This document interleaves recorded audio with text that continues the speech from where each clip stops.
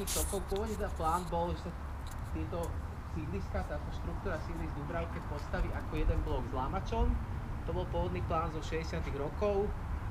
Nakoniec sa rozhodlo, že sa postavia dve samostatné sídliska, čo tomu pomerne uškodilo, pretože tým pádom sa nebral dôraz vlastne na prepojenie tých sídlisk, ale na každé sídlisko samostatne.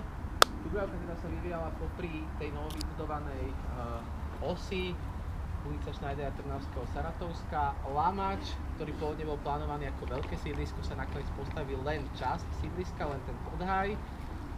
Postavil sa neskôr až medzi rokmi 73 a teda až 89, keď sa dostavala tá vybavenosť.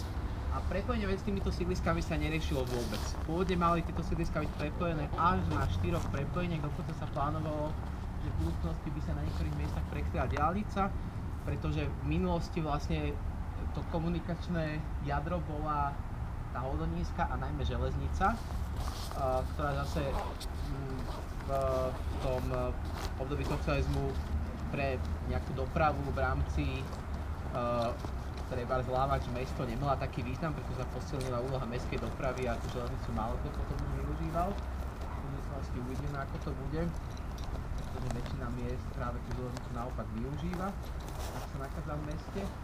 A z tých pôvodne plánovaných 4 prepojení sa postavilo jedno jediné. Postavilo sa prepojenie oproti železničnej stanici Lamač, to je ten podjazd. Ostatné 3 sa nepostavili, následne až pri výstavbe diaľnice do tunela Sitiny sa postavilo predĺženie Harmincovej, čo je druhé prepojenie. Ďalšie prepojenie sa malo nachádzať na ulici Pri kríži, na jej predĺžení, ktoré sa dnes nazvalo Dubravčická, to je vlastne predĺženie Podhaj. Je tam podchod, ktorý bol cez toto predĺženie, podjazd, ktorý bol cez toto predĺženie vybudovaný, ktorý tam dodnes je, aj cez neho pôjdeme. Je to proste jama pod diaľnicou, kde je vlastne asi na štvorpruhovú cestu profil a nič tam nie je. Je to dosť bizarné. A štvrté prepojenie mal byť nadjazd v predĺžení... Teraz neviem, ako sa tá ulica volá, ale je to ulica... Je to táto ulica, ktorá vlastne mala ústiť oproti starému Lamaču, ale neviem, ako sa volá. Je to jedna z týchto ulic, kde vlastne odbáča autobus v Dubravke 86 hore do starej Dubravky a oproti tej ulice, nie je to ulica Janka Alexiho, ale tá následná. Ale neviem, ak sa volá, nejaká Dánskeho, neviem si spomenúť vôbec.